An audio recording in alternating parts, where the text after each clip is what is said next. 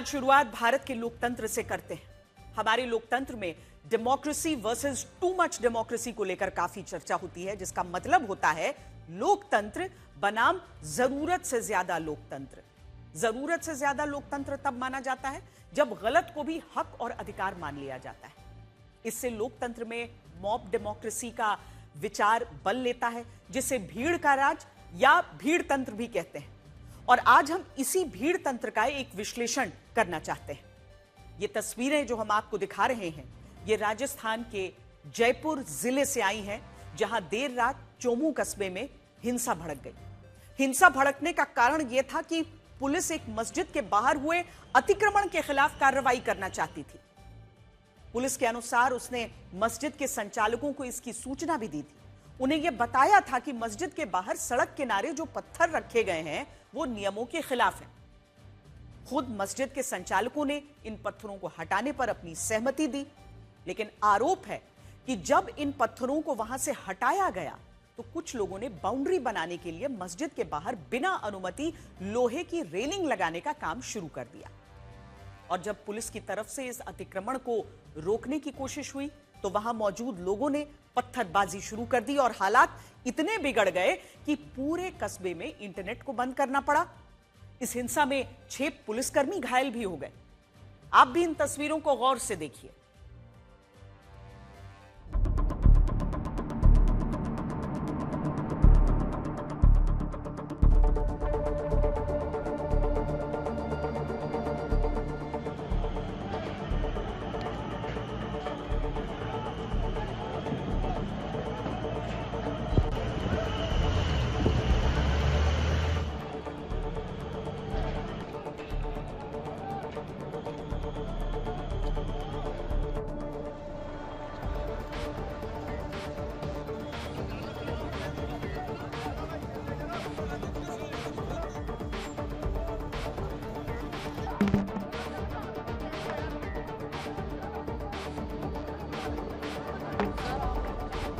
कुछ भी नहीं करी, पत्थरबाजी नहीं करी मैंने।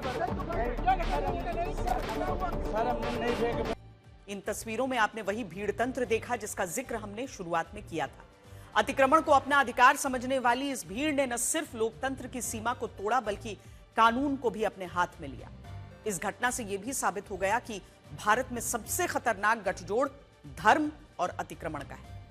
हमारे देश में सड़क, हाईवे और सरकारी संपत्तियों पर जो अवैध कब्जे धर्म के नाम पर होते हैं, उनके खिलाफ कार्रवाई करना मुश्किल ही नहीं नामुमकिन हो जाता है।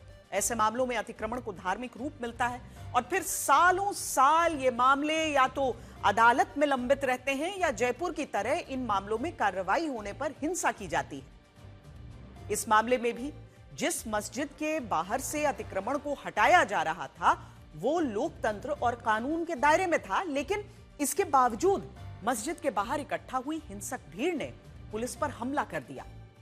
आज इस घटना के खिलाफ स्थानीय हिंदू संगठन सड़कों पर उतरकर विरोध प्रदर्शन कर रहे हैं और अब यह मामला सांप्रदायिक रूप भी लेने लगा है। हमारे देश में अतिक्रमण या अवैध कब्जा अब एक राष्ट्रीय समस्या बन चुकी है। स्थिति यह है कि बहुत सारे लोगों ने सेना की 10,354 एकड़ भूमि पर अवैध कब्जा किया हुआ है। इसी देश में रेलवे की भी 2600 एकड़ जमीन पर अवैध कब्जा है। और जंगलों की बात तो मत ही करिए। जंगलों को बचाने के लिए शोर तो बहुत होता है, लेकिन इसी देश में कई लोगों ने वन विभाग की 18,55,000 एकड़ जमीन पर अवैध कब्जा किया हुआ है और यह जमीन दिल्ली जैसे 5 शहरों के बराबर है।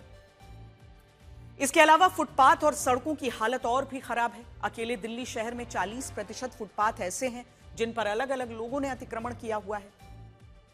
इनमें भी जो अतिक्रमण सबसे ज्यादा खतरनाक है वो धर्म के नाम पर किया जाता है, क्योंकि ऐसे मामलों में अतिक्रमण के खिलाफ कानूनी कार्रवाई करना आसान नहीं होता है और बहुत सारे लोग नियम कानून को मानते तक नहीं हैं। इस समस्या को आप एक और खबर से समझ सकते हैं जो हैदराबाद से आई। ये तस्वीरें हैदराबाद के चार मीनार इलाके की हैं, जहां हाल ही में स्थानीय पुलिस ने मदीना सर्कल पर कुछ बैरिकेड लगाए थे।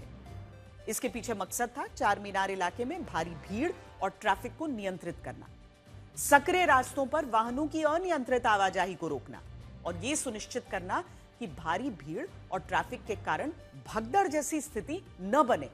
अब पुलिस तो यहां अपना काम कर रही थी, लेकिन जब कुछ दुकानदारों ने इसकी शिकायत असदुद्दीन ओवैसी के छोटे भाई अकबरुद्दीन ओवैसी से की, तो दावा है कि अकबरुद्दीन ओवैसी ने चार मीनार से एआईएमआईएम के विधायक मीर जुल्फिकार अली और एक स्थानीय पार्षद सैयद सोहेल कादरी को मौके पर भेज दिया। और इसके बाद इन दोनों नेताओं ने पुलिस की एक न सुनी, मदीना सर्कल पर लगाई गई बैरिकेडिंग वहां से हटा दी। सोचने वाली बात यह है कि इस पूरी घटना की एक रील बनाई गई और इसे सोशल मीडिया पर डालकर यह दिखाया गया कि एआईएमआईएम के नेता जनता की सेवा में लगे हुए हैं। लेकिन सच तो यह था कि ये लोग बैरिकेडिंग लोगों की सहूलियत के लिए थी, और अगर इसे हटाना भी था तो यह कानूनी रूप से होना चाहिए था। पर हमारे देश में कानून को मानता कौन?